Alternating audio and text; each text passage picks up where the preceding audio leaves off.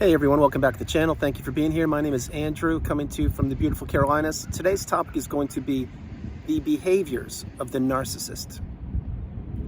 Think about that for a minute. Guys, if you like the content, please like, subscribe, and share.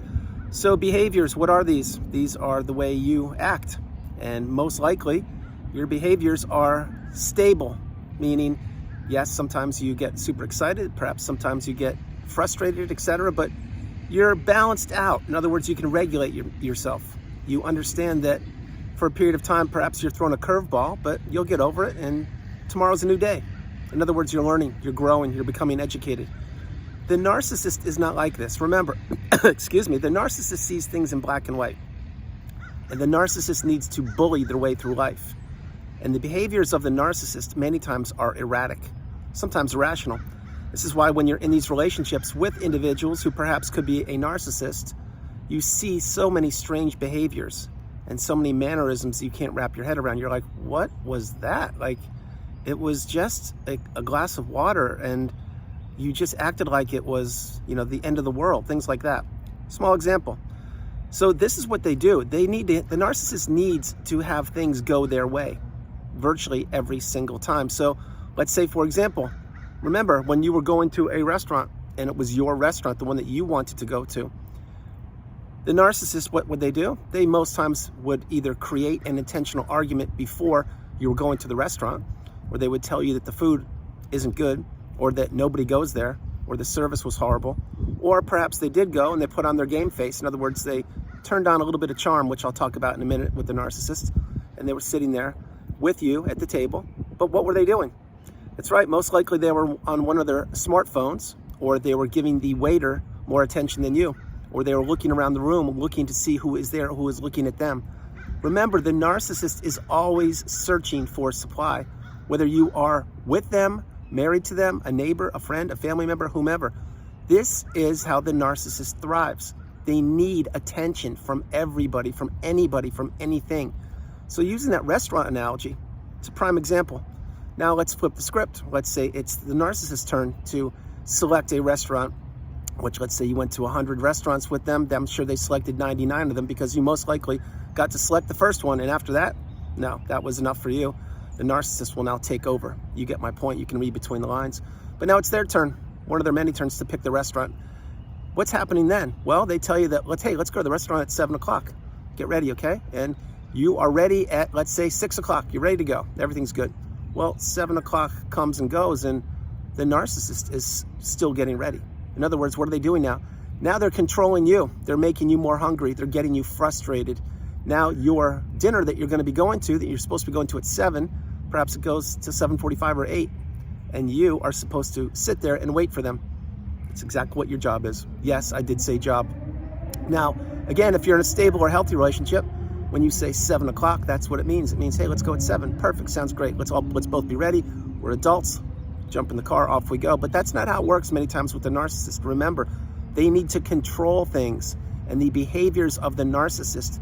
And there is a long list of strange behaviors from the narcissist. These are all meant to manipulate you, to keep you in the narcissistic fog, to have you being patiently waiting for them, to helping them, to doing things for them, to contribute to the betterment of them, to the detriment of yourself. Yes, you didn't know it back then, but now you're getting the wisdom on my channel. You're understanding that, holy moly, there are people out there that really don't have my best interest at heart. You're right, there are, and there are more than you would think. On top of that, many people don't see the world the way you see it. Think about it. You perhaps have certain ideologies or certain background, and you see things the way you want to see them. I get it. But if you can be open to understanding another individual's perspective, that's a great thing. Does the narcissist do that? Absolutely not. They're going to bully their way into submitting other individuals to believe what they want. This is exactly how the narcissist thrives. Remember, the strange behaviors of the narcissist, they're not limited to a restaurant or having a temper tantrum over a glass of water that wasn't quite at room temperature. The strange behaviors go on and on. Think about this. Think about when you're texting the narcissist. Many times you'll receive a text. Really get this one. I haven't mentioned this before, I don't believe. Sometimes you'll get a text from the narcissist, and it will be different words, meaning it'll be something that you're like, what is this? This text wasn't meant for me. And then what does that do for you? It gets your mind spinning and you're thinking, wait, I don't even know what this person's talking about. This doesn't make sense. Maybe it was meant for somebody else. Guess what? It wasn't. It was meant for you. It was meant to confuse you, to disrupt your energy, to ruin your day. So an example would be, let's say you're in a romantic relationship with the narcissist, and maybe they send you a text and say something a little flirtatious, but you can read that the words are not specifically meant for you. It's something that you don't even know what they're talking about. Well, think about this for a minute. Number one, is the narcissist trying to triangulate you? Probably. Are they sending you a wrong message on purpose? Many times they do, believe it or not. And then the third thing is they want you doubting yourself, like, what's going on? I thought we were together. What is this? These are the strange behaviors of the narcissist, and they encompass manipulation, deceit, lies, destruction, and devastation. This is why narcissistic relationships do not benefit anybody other than the narcissist themselves, and they know this. So keep in mind, when you are in a stable or a healthy relationship, you don't play games. What you want to do is you want to grow together. You want to build a future. You want to create. In a narcissistic relationship, it is quite the contrary. You are working hard for them and for the relationship, giving all of your resources, your time, your money, your love, your empathy, your energy, your effort, everything. That's what you're doing. But what's the narcissist doing? They're consuming as much as you will give, and they are really, really trying to get the last drop out of the bottle, which is you. And when they finally accomplish that, or they realize that there's nothing left to take from you, that is when your replacement will fall perfectly in line, and you most likely will get discarded, or the relationship will end. Get my message. I mention this on videos frequently recently, and I'll say it again. When the narcissist ends a relationship or they discard somebody, usually it is during a very trying, difficult period of time. Perhaps you experienced a death in the family, or changed jobs, or moved, or you're struggling financially, things like that. These are real life times when the narcissist wants to really punish you even more. And it is meant on purpose. That's another strange behavior of the narcissist. In other words, why would somebody discard another individual if they were in a romantic relationship or built up a friendship? Or why would they instill parental alienation? In other words, not allow the partner or the ex-wife or husband or whomever to see the kids. Think about what I'm saying. These are all meant to inflict damage upon you, the person watching the video. Now, there are so many layers of the onion to peel back, but the strange behaviors of the narcissist go on and on. How about when you're going to an event or something? Did the narcissist walk in front of you and act like they were single? They did, didn't they? Exactly. Did they fish for compliments all the time? Like triangulating you, saying, hey, so-and-so says I look so beautiful, I look so good. You never compliment me. And you're like, what are you talking about? I compliment you every day. What is this? See, they're trying to get you to fall into that false narrative that the person they're trying to triangulate you with, maybe they don't even exist. Who knows? Maybe it's the new supply. We don't know. What I'm suggesting is that the whole point is the narcissist has strange behaviors. Think about this one. Did the narcissist ever apologize to you or say they were wrong, or they want to improve, or introspect? No. Think about another one. Strange behaviors of the narcissist. Why did they want to get so close and learn all about you? Because they wanted to control the narrative. They wanted to isolate you. They wanted your network, your social system, your family, friends to be blown up. That is exactly on purpose. It is a manipulating tactic to devastate you. So these behaviors go on and on and on. How about when you're trying to have an intelligent conversation with the narcissist? What did you get? You got blame shifting. You got a rage fit. You got an intentional argument. You got word salad. You got the silent treatment. You got someone just looking at you like they have no idea what you're talking about. Think about these behaviors. They're everywhere. Same thing on vacations. You would go on vacation. And if you went with the narcissist, did it go well? Probably not. Was there drama? Absolutely. Was every day a new day to wake up and walk around on eggshells? 100%. Did you ever really get vacation time when you were on vacation? I'm sure you didn't. What happened with you is most likely when you were on vacation, you were running around having to cross off all the boxes on the itinerary of the checklist that the narcissist wanted to do. In other words, they probably woke up at the crack of dawn, had 15 things to do before noon, another 30 before 8 o'clock at night, and that list goes on and on and on. And you would just be a passenger with them, although you're paying for everything, and you would be really exhausted. Because why? Because the narcissist was getting supply from everything, every event or every place you went to, but they weren't paying attention to you. Were they physically present? Probably, yeah. But were there times where they disappeared? Of course. What were they doing then?